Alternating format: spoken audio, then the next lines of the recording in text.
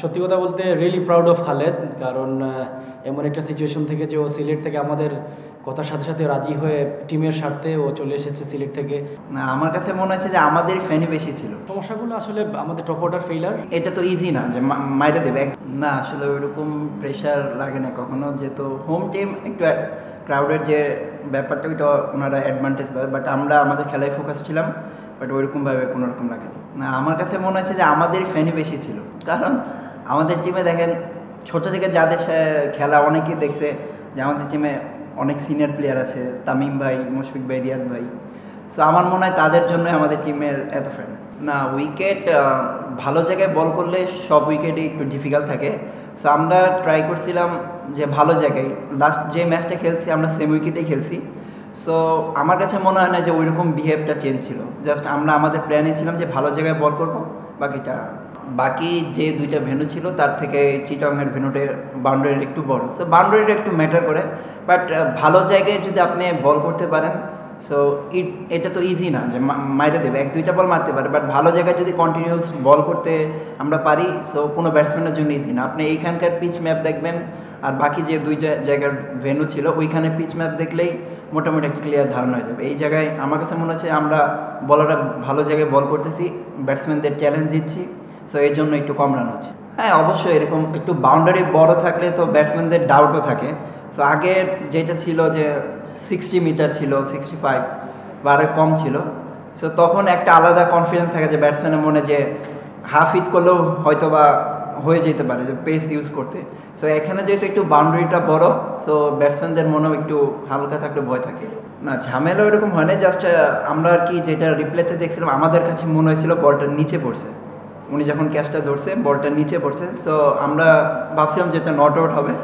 So এটা যেহেতু আম্পায়ারের decision, আমরা আম্পায়ারের প্রতি শ্রদ্ধাশীল, ওনারা যেটা ভালো মনে করছে ওইটাই করি। সত্যি কথা বলতে রিয়েলি প্রাউড অফ খালেদ, কারণ এমন একটা সিচুয়েশন থেকে যে ও সিলেট থেকে আমাদের কথার সাথে সাথে রাজি হয়ে টিমের স্বার্থে ও চলে এসেছে সিলেট থেকে। আর নর্মালি আসলে সিলেট যদি থাকতো হয়তো মনটা আর একটু খারাপ থাকতো। সো ও আমাকে কল করেছিল গতকালকে যে ভাই আমি কি করব। সো আমি বললাম যে আসলে সিলেটে থাকলে মনটা খারাপ থাকবে বাসায় বসে থেকে, আর এখানে আসলে হয়তো একটু উৎফুল্ল থাকবে। And he wanted to play this game, বললো যে আমি বরিশালের সাথে খেলতে চাই।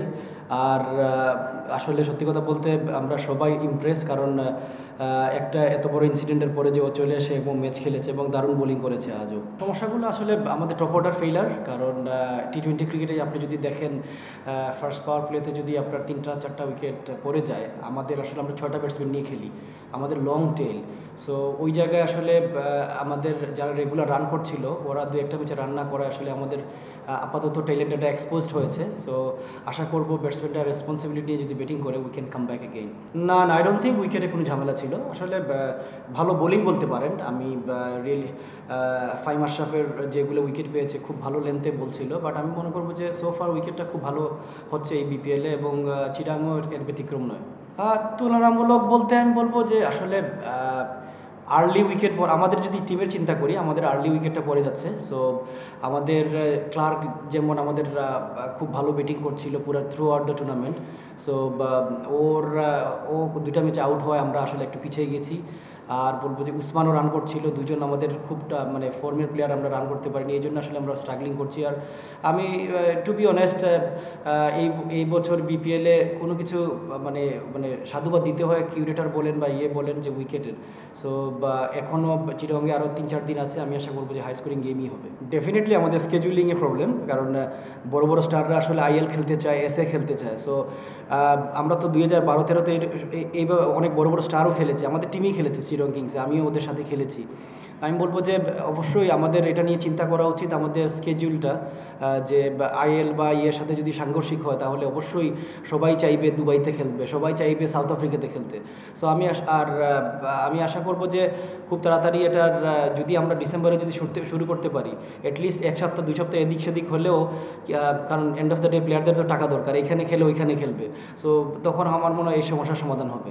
মোটামুটি না, খুব ভালো, কারণ খুব ভালো বোলিংই করছে, কারণ পাওয়ার প্লেতে বোলিং করা চ্যালেঞ্জিং। ও কিন্তু পাওয়ার প্লেতে বোলিং করে এবং 16-17 নম্বর ওভারে আমাদের প্রায় গেমেই করেছে।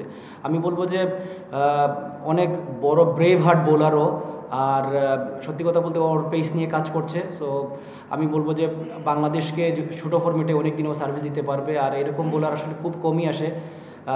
আমি আশাবাদী আলিসুল ইসলাম বা বাংলাদেশে আবার কামব্যাক করবে এবং স্ট্রংলি কামব্যাক করবে বাংলাদেশের পরে।